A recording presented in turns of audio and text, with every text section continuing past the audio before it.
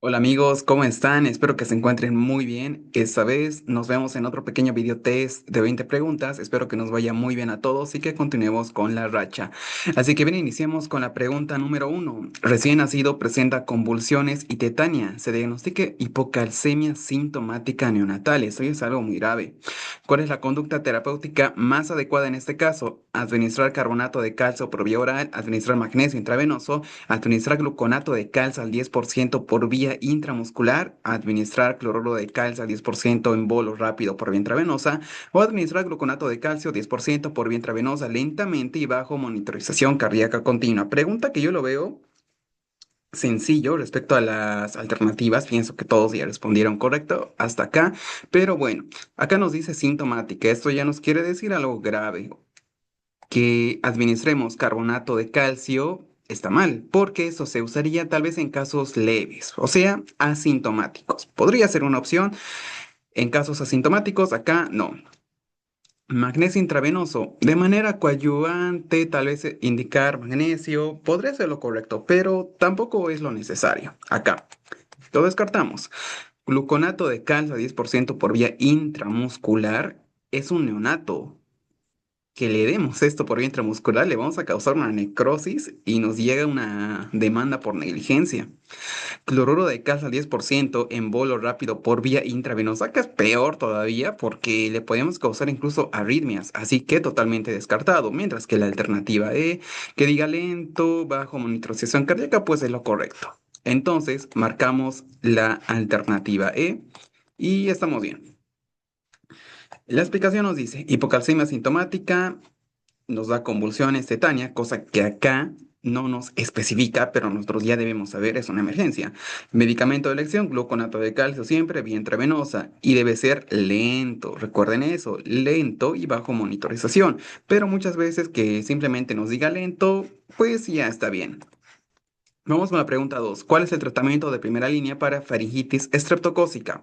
Penicilina vía oral durante 10 días, acitro, dosis única, ibuprofeno cada 8 horas, aciclovir tópico, amoxicilina con clavulánico. Muchas veces en este tipo de preguntas la clave son los días. Por ejemplo, acá nos dice 10 días. Los otros antibióticos no nos dan el tratamiento estándar. Entonces, sencillo, penicilina vía oral. Puede darnos amoxi, pero siempre un tip es ver acá los días, siempre y cuando nos digan días para el tratamiento. Ojo con eso. Acitro se puede usar como, tal vez en el caso que el paciente fuera alérgico a las penicilinas, estaría bien, pero dosis única no es lo correcto. Ibuprofeno de manera coadyuvante podemos dar. Aciclovir tópico, no, aciclovir es ¿para qué? Para herpes o para algún herpes virus, cosa que es incorrecto. Y amoxiclavulánico tampoco sería lo correcto como primera línea. Simplemente manejamos o marcamos penicilina y estamos bien. Entonces, la penicilina vía oral administrada durante 10 días es el tratamiento de elección para faringitis causada por estreptococos piógenes. Erradica el patógeno, nos previene de una complicación muy temida que es la fiebre reumática, pero no es tan frecuente. Y los AINES de manera coadyuvante, todos sabemos eso. Pregunta sumamente sencilla. Y ojo que muchas veces, o bueno, pocas veces viene así en el una coma, así que esperemos que al menos este año nos toque una de esas preguntas. Vamos con la pregunta 3. Paciente de 50 años presenta disnea, edema de miembros inferiores y pedos aumentado, o sea, el ruido pulmonar. El segundo ruido pulmonar es aumentado. El ecocardio muestra dilatación y disfunción del ventrículo derecho con la presión arterial pulmonar aumentada, estimada de 60, aumentado, pero con función y estructura del ventrículo izquierdo normal y sin valvulopatía izquierda significativa. ¿Cuál de las siguientes condiciones es menos probable como causa primaria de este cuadro? Orientado hacia cor pulmonar crónico. Tenemos tromboembolismo pulmonar crónico, enfermedad pulmonar obstructiva crónica, son EPOC, síndrome de hipoventilación, obesidad, fibrosis pulmonar idiopática, estenosis mitral severa. Parece complejo, pero no. Acá quiero recalcar esta parte que me pareció demasiado importante, que la función y estructura del ventrículo izquierdo están normales. Ojo con eso. Y simplemente con eso me parece que ya podemos responder toda la pregunta, porque lo demás está sencillo, relativamente sencillo. Recuerden que en un TEP, lo primero que se nos lo primero que debemos pensar es que hay obstrucción. Entonces, si tenemos obstrucción, también vamos a generar el hecho de tener aumento de la presión pulmonar y ese aumento de la presión pulmonar nos genera hipertensión pulmonar. Enfermedad pulmonar o EPOC, hipoxemia crónica. En esta hipoxemia crónica alteramos el remodelado del ventrículo derecho. Al final vamos a ver eso del ventrículo derecho, pero recuerden que acá por hipoxemia crónica generamos aumento de la presión pulmonar. Ojo que esto no es algo que ocurra siempre, son probables. Estadísticamente probable que ocurra en este contexto de un cor pulmonar crónico. Síndrome de hipoventilación, obesidad también por hipoxemia crónica, pero ya sería algo mucho más raro. Fibrosis pulmonar idiopática, sí. Tenemos hipoxemia crónica, tenemos destrucción del lecho pulmonar, esto ya es muy grave, que también nos puede dar cor pulmonar. Lo que sí es menos probable es la estenosis mitral severa, ya que la estenosis mitral severa afecta directamente al ventrículo izquierdo. Y acá, ¿qué nos dice? Que la estructura del ventrículo izquierdo está normal, sin valvulopatías izquierdas significativas. Entonces, el hecho de tener esta alternativa nos dice que es la correcta, es la menos probable, ya que todas estas afectan de manera significativa, puede ser en un rango más o menos, al ventrículo derecho. Marcamos la alternativa E y estamos en lo correcto. El cor pulmonar crónico se define como la alteración estructural y funcional del ventrículo derecho, secundaria a hipertensión pulmonar. Todas las que vimos acá, excepto la E, causan esto. Obviamente, en probabilidad. No es que siempre ocurra. Tenemos también que EPOC, T, fibrosis, síndrome de hipoventilación son causas reconocidas de hipertensión pulmonar precapilar. Recuerden que no siempre es así.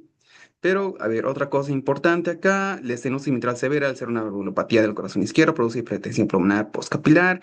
Ya algo quizás un poco más detallado, acá lo que nos interesa es saber que estas afectan al ventrículo derecho, pero pienso que eso es el detalle más importante. Vamos con la pregunta 4. ¿Qué efecto tiene la radioterapia en adenomas hipofisiarios residuales? Reducción del tamaño tumoral y control hormonal, aumento de prolactina, disminución de la CTH aguda, estimulación de la tira gonadal o hipercalcemia. Radioterapia para adenomas hipofisiarios. Tratamiento estándar para hipercalcemia no tiene nada que ver, absolutamente nada. Estimulación de tira gonadal, por el contrario, sería una radioterapia, pues no va a haber estimulación. Disminución de la CTH sí podría haber. Recuerden que la hipófisis con la hipófisis hay un feedback positivo respecto a la CTH. Entonces, acá que haya disminución aguda, no, tal vez algo más lento, crónico, podría haber. Aumento de la prolactina, esto no, está mal. Y reducción del tamaño tumoral, pues sí. Marcamos la alternativa A y estamos bien. Esta radioterapia estereotáctica se utiliza como tratamiento complementario en adenomas hipofisiarios residuales tras cirugía. Disminuye el crecimiento, reduce la secreción hormonal excesiva y el efecto terapéutico se hace en meses a hasta años. Pregunta importante, tal vez algo sencillo, pero vale la pena recordarlo. Vamos con la pregunta número 5. ¿Qué complicación neurológica puede asociarse a virus herpes simple tipo 1, esclerosis múltiple, poliomielitis, síndrome de Guillain-Barré, encefalitis herpética o meningitis aséptica crónica? Acá hay un detalle importante. Acá nos dice virus herpes simple tipo 1. Para meningitis aséptica crónica, ¿cuál será o con qué virus estará asociado? Es un detalle quizás que no valga la pena recordarlo, pero vamos a decirlo, relacionado con virus herpes, pero del tipo 2. Puede estar asociado, no siempre, pero puede estar asociado. Encefalitis herpética, pues sí. Síndrome de Guillain-Barré sería por raro, pero ocurre, Campylobacter jejuni. Poliomielitis, polio, esclerosis múltiple, esto es algo autoinmune, así que no tiene nada que ver. Marcamos alternativa D, estamos en lo correcto, y la explicación nos dice, el virus herpes simple tipo 1 es la causa más frecuente de encefalitis herpética esporádica en adultos, una infección grave que afecta principalmente los lóbulos temporales y frontales del cerebro. Se manifiesta clínicamente con fiebre, cefalea intensa, alteración del estado mental. Su mortalidad es muy alta.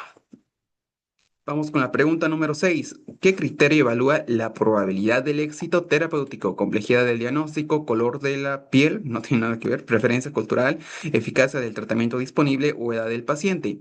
La probabilidad del éxito terapéutico. Quizás esté algo metido acá la complejidad del diagnóstico, porque si es un diagnóstico fácil, pero obviamente existen las complicaciones, no nos vamos a romper la cabeza con esto directamente nula, la respuesta está mal, pero sí puede incidir en algo. Color de la piel, hay enfermedades que sí son más en pacientes caucásicos. Es algo tal vez muy debatible, pero ya sabemos que hay enfermedades que son propias de caucásicos, propias de gente asiática, puede ser, pero tampoco incide. O tampoco incide tanto. Preferencia cultural, esto sí, ¿no? Eficacia del tratamiento disponible, obviamente sí. Edad del paciente, ese es independiente. Marcamos eficacia del tratamiento porque es la clave acá y estamos en lo correcto. La eficacia del tratamiento evalúa la probabilidad de alcanzar el resultado terapéutico esperado, como la curación o la remisión. Permite priorizar problemas de salud e incrementa las tasas del éxito terapéutico. Sencillo. Vamos con la pregunta 7. Paciente de 68 años, hipertenso, presenta de forma súbita adormecimiento y disminución de sensibilidad en todo el hemicuerpo derecho, cara, brazo, pierna, incluyendo todas las modalidades sensitivas, táctil, dolorosa, térmica, vibratoria y posicional. No hay debilidad motora significativa. ¿Cuál es la localización más probable de la lesión causante de este síndrome sensitivo? Pregunta que parece muy compleja. Nervio periférico, tálamo izquierdo, corteza parietal izquierda, tronco encefálico, médula espinal cervical. Pregunta, pienso yo, para un neurólogo, un neurocirujano. Está muy compleja, pero vamos a tratar de hacerlo sencillo. Es la alternativa A, una polineuropatía se refiere a qué? A la de guante y calcetín, cosa que acá estaría incorrecto. Tálamo izquierdo. El tálamo izquierdo me parece que no viene con, o sea, viene sin debilidad motora, pero acá nos dice no hay debilidad motora significativa, pero sí hay algo. Esta es sensitiva, solo sensitiva. Podría ser. Corteza parietal izquierda. Corteza. Recuerden corteza con datos corticales. Y acá el ejemplo más sencillo es apraxia. No tenemos ese antecedente acá. Tronco encefálico. Para el tronco encefálico tendríamos que tener datos motores sí o sí. Así que la podemos descartar. Médula espinal cervical. Hemisección. Hemisección. Esa es la clave. En una hemisección, o bueno, en una médula espinal cervical, en la lesión de la médula espinal cervical, tenemos que tener primero daño del este hemisferio, sería acá en mi sección derecha, también afecta la hemicara derecha, ipsilateral, y el cuerpo o el hemicuerpo contralateral. Esa sería la clave, porque es una lesión de la médula espinal cervical. Muy complejo. Me parece que esos son los detalles más importantes. De todas maneras, igual me puedo equivocar. Para mí sería tálamo izquierdo. Aún así, como les digo, acá es solo sensitivo. Y acá nos dice que hay algo de dificultad motora. Podría ser también tronco encefálico, pero acá hay la debilidad motora sí es significativa. Vamos con tálamo izquierdo y estamos bien. El tálamo, especialmente el núcleo ventral poslateral y ventral posmedial, es el relevo principal de todas las vías sensitivas hacia la corteza. Una lesión talámica puede producir un síndrome sensitivo puro con compromiso súbito de todas las modalidades sensitivas en hemicuerpo contralateral, incluyendo cara, brazo, pierna, sin déficit motor. Este cuadro corresponde al síndrome talámico de Dejerine-Roussy. Pregunta sumamente compleja, muy complejo. Vamos con la pregunta 8. ¿Qué tratamiento paliativo mejora el prurito en metástasis cutáneas mamarias? Antibióticos sistémicos, antifúngicos, corticosteroides tópicos, retinoides tópicos, antihistamínicos orales. Ya, por las alternativas está sencillo. Antibióticos obviamente no tienen nada que ver para el prurito, antifúngicos para micosis, corticosteroides tópicos podría ser, ya que nos habla de una metástasis. Retinoides tópicos, esto es para acné, antihistamínicos orales, no nos haría, o bueno, no le funcionarían a la paciente ya que acá se trata de metástasis. Entonces marcamos la alternativa C. Ya estamos bien. Los corticosteroides tópicos en forma de cremas, ungüentos, se emplean para aliviar el prurito, la inflamación y el eritema asociados a lesiones cutáneas metastásicas. No siempre esto, parece algo raro, tal vez para lesiones cutáneas metastásicas, pero nos puede servir para ello. Las otras alternativas no tenían nada que ver. Este dato sí es lo más importante que recalco acá, porque luego dice que actúan reduciendo la respuesta inflamatoria local y la permeabilidad capilar. Eso sabemos, disminuyen la irritación y su uso debe ser supervisado, obviamente. Vamos con la pregunta número 9. Hombre de 60 años con disnea de esfuerzo progresiva, disnea paroxística nocturna y crepitantes bilaterales en bases pulmonares. El electro nos dice onda Q en derivaciones B2 y de B2 a B4. ¿Cuál es el diagnóstico más probable? Insuficiencia cardíaca izquierda, posinfarto, fibrosis pulmonar idiopática, trombo TEP agudo, EPOC con enfisema avanzado o neumonía adquirida en la comunidad. Esto sí está sencillo. Las ondas Q nos hace referencia a qué? A que el paciente tiene antecedente de infarto. Entonces, la alternativa que más cerca está de lo correcto sería la A, posinfarto. En derivaciones B2, o sea, tuvo un infarto anterior. Infarto agudo del miocardio anterior. Puede ser. Y acá, al tener disnea progresiva de esfuerzo, disnea paroxística nocturna, crepitantes, se tratará de una insuficiencia cardíaca. Fibrosis pulmonar idiopática nos tendría que dar un dato muy característico, que es el signo del velcro, o del scratch igual, por el sonido que hace. TEP, disnea súbita, aumento del lactato. EPOC, no tenemos la característica de la gasometría. Neumonía adquirida en la comunidad, esto totalmente no. No tenemos tos, el dato radiológico, entonces simplemente marcamos la alternativa A. El paciente presenta síntomas y signos de la insuficiencia cardíaca izquierda manifestados por disnea de esfuerzo, disnea paroxística nocturna y crepitantes basales, lo que sugiere congestión pulmonar. En el electro tenemos ondas con derivaciones B2, B4, lo que indica presencia de necrosis miocárdica antigua, correspondiente a un infarto previo de la cara anterior. El daño miocárdico postinfarto ocasiona disminución de la contractibilidad. Ya está bien. Acá un tip que les doy, que sí entró algo parecido en una reconstrucción, es la arritmia más frecuente en pacientes postinfarto, que es la taquicardia ventricular. Recuerden eso porque entró en una reconstrucción y es una pregunta altamente rentable para el UNACOM. Vamos con la pregunta 10. ¿Cuál es el plazo para conservar la historia clínica según la normativa chilena? Un año, indefinido, 5 años, 10 años, 30 años. Acá es sencillo, recuerden, 10. Listo, no hay más. 10 es el estándar desde la última atención. 10 años desde la última atención. Un año es muy poco, indefinido, obviamente no. 5 años, no, nos podríamos confundir y podríamos colocar 5 años, pero el estándar es 10. 30 años también es muchísimo. La normativa sanitaria chilena establece que toda historia clínica debe conservarse por un mínimo de 10 años desde la última atención del paciente. Esto para buscar o para asegurar la disponibilidad y trazabilidad de la información médica. Pregunta sencilla. Esto de salud pública, recuerden que muchas veces simplemente debemos recordar que entender. Obviamente no siempre es así, pero hay algunas preguntas que sí.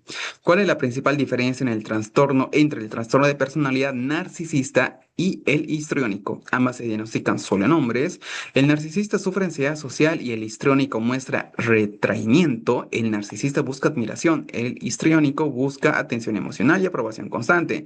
No existe diferencia o el narcisista evita contacto social y el histriónico busca intimidad profunda. No, sería todo lo contrario. El narcisista tiene que ser característico que se piensa que es el centro del universo, por así decirlo. El histriónico tiene la necesidad de siempre buscar admiración. Entonces la descartamos. No existe diferencia si hay una diferencia muy grande. La alternativa C es lo que corresponde. Busca admiración y el histrónico atención. Eso sería tal vez dos datos más generales. La alternativa B, ansiedad social, no sufre ansiedad social y el histriónico muestra retraimiento, ¿no? Eso es incorrecto, más bien sería todo lo contrario. Ambos se diagnostican solo en hombres, no es independiente al sexo. Entonces marcamos la alternativa C y estamos bien. El trastorno de personalidad narcisista. El individuo presenta un sentido grandioso de importancia, fantasías del éxito ilimitado y una marcada necesidad de ser admirado por los demás. Eso es muy cierto. En contraste, el trastorno de personalidad histrónico se caracteriza por la búsqueda constante de atención emocional acompañada de comportamientos seductores y dramatización excesiva. Recuerden esos contrastes que parecen iguales, pero no. Una cosa es narcisista y otra cosa es el histriónico. Recuerden eso. Yo lo veo, esta pregunta altamente rentable para el UNACOM. Vamos con la pregunta número 12. Paciente con esclerosis sistémica cutánea difusa de reciente diagnóstico presenta inicio agudo de hipertensión arterial maligna. 220 sobre 130. Insuficiencia renal rápidamente progresiva y anemia hemolítica microangiopática. ¿Qué complicación grave y potencialmente mortal de la esclerosis sistémica es esta? Crisis renal esclerodérmica, hipertensión pulmonar, síndrome hemolítico urémico atípico, nefritis lúpica, vasculitis ANCA. Primero, para vasculitis ANCA debemos tener este dato importantísimo de ANCA. No tenemos esto, lo podemos descartar. Nefritis lúpica, ¿tenemos antecedentes de lupus? No, la podemos descartar. Síndrome hemolítico urémico atípico. No tenemos tal vez trombocitopenia. Al ser atípico ya nos mueve absolutamente todo el cuadro, pero aún así tendremos que tener, yo pienso, datos de trombocitopenia, quizás un síntoma o no que puede estar aumentado, pero no me parece lo correcto acá. Hipertensión pulmonar. Ya vimos algunas causas de hipertensión pulmonar, así que esta no cuadra. Crisis renal esclerodérmica, me parece que sí, tenemos esta crisis hipertensiva, insuficiencia renal rápidamente progresiva y anemia microangiopática que nos indica hemólisis. Entonces podemos marcar la alternativa A, que estamos bien. La crisis renal esclerodérmica es una complicación grave y potencialmente letal de la esclerosis sistémica. Incluso por el mismo antecedente de esclerosis nos podemos dar cuenta que será la correcta. Las características clínicas principales: hipertensión arterial aguda, severa o maligna, insuficiencia renal y anemia hemolítica microangiopática, hemólisis a la final, proteinuria leve. La importancia es que es una emergencia, obviamente sí, y me parece que sería algo muy complicado de diagnosticar tal vez, tratamiento de elección, IECAS y un control agresivo de la presión arterial. Vamos con la pregunta número 13. Mujer de 70 años con dolor y parestesias en mano izquierda. Antecedente de enfermedad renal crónica en hemodiálisis. Refiere que se despierta con la mano adormecida y pierde la fuerza al girar la llave. La exploración muestra test de Tinel positivo y atrofia leve de eminencia tenar. ¿Qué sustancia acumulada en diálisis favorece el síndrome de túnel carpiano? Acá tenemos un síndrome de túnel carpiano. ¿Cuál será la sustancia acumulada? Ácido úrico, beta 2 microglobulina, creatinina, urea, calcio sérico. Ácido úrico no. Acá nos tendrá que dar gota, sería lo más característico. Beta 2 microglobulina es un nombre rarito. Recuerden que muchas veces los nombres que son muy raros son lo correcto. Muchas veces, no digo que siempre, pero podría ser. Pues es algo muy raro. Creatinina afecta la función renal, insuficiencia renal podría ser acá, pero tenemos enfermedad renal crónica en hemodiálisis. Incluso la sustancia acumulada en diálisis que favorece el síndrome de túnel carpiano. Uria, eso nos da datos algo inespecíficos, desde síntomas neurológicos hasta náuseas, vómitos. Calcio sérico, ¿será que el calcio sérico estará relacionado con el síndrome de túnel carpiano? Me parece que no. Entonces podemos marcar alternativa B. Ojo que esto sacamos por descarte, porque si es algo muy complejo recordar esto. Ya estamos bien. En pacientes sometidos en hemodiálisis crónica, la beta 2 microglobulina se acumula en el organismo y puede depositarse en tendones y tejidos blandos, incluidos el carpiano. Eso genera neuropatía compresiva del nervio mediano. Algo yo lo veo muy complejo. Tal vez para recordar las otras alternativas está bien, pero no me parece que esto lo veamos. No sé, quizás me equivoque. Recuerden que en el UNACOM nos dan preguntas desde alguna que es muy sencilla hasta alguna que sea, no sé, una característica secundaria en hemodiálisis que no funciona, bla, bla, bla, bla. Los depósitos de esa proteína se manifiestan como síndrome compresivo, complejísimo. Urea y creatinina también se elevan en insuficiencia renal, pero no se depositan en tejidos. Ácido úrico se asocia a gota, calcio sérico no constituye el factor principal en la formación de depósitos responsables. ¿Será que este está asociado a mi amiloidosis? ¿Podrá ser? Pregunta 14. ¿Qué medida educativa es esencial para evitar recaídas en dermatitis de contacto? Uso continuado de antibióticos tópicos, aumentar la frecuencia de baños, identificar el agente causal, aumentar la exposición al sol o aplicar vendajes oclusivos para dermatitis de contacto. Sencillo, antibióticos no tienen nada que ver, es dermatitis de contacto. Aumentar la frecuencia de baños, esto es relativo, pero aún así no tiene nada que ver con la dermatitis de contacto. Identificar el agente causal, pues obviamente que sí. Aumentar la exposición al sol, no, esto conduciría tal vez a, no sé, lo peor sería cáncer de piel. Aplicar vendajes oclusivos, que tampoco es lo correcto. Simplemente identificar el agente causal, sencillo. La educación orientada a reconocer el irritante o alérgeno involucrado es fundamental para evitar las exposiciones. Esta pregunta que sí estaba sumamente sencilla, no había por dónde perdernos con esto. Vamos con la pregunta número 15. ¿Qué prueba se utiliza para el diagnóstico serológico de toxoplasmosis en madre? Hemocultivo para toxoplasma, IgM antivirus herpes simple, ELISA de IgM y IgG antitoxoplasma, prueba de monospot BDRL. Eso está sencillo. ¿A qué se refiere la BDRL? Sífilis, prueba de monospot, mononucleosis, puede ser. ELISA, esta sí la correcta, ya que tenemos IgM, IgG nos dirá si es algo agudo o algo que ya pasó. Pero a la final, sí nos dice que la madre tiene o tuvo toxoplasmosis. IgM, esto nos habla de virus herpes simple, lo descartamos, hemocultivo que no se realiza para toxoplasma. Entonces marcamos la alternativa C, ELISA, y estamos bien. La presencia de IgM positiva nos indica una infección reciente, IgG positiva, una infección antigua, o sea que ya tuvo. La valoración de avidez de IgG ayuda a estimar el momento de la infección. Sencillo. Según los hallazgos, se decide el manejo prenatal con espiramicina o la combinación de primetamina y sulfadiazina. Pregunta muy buena.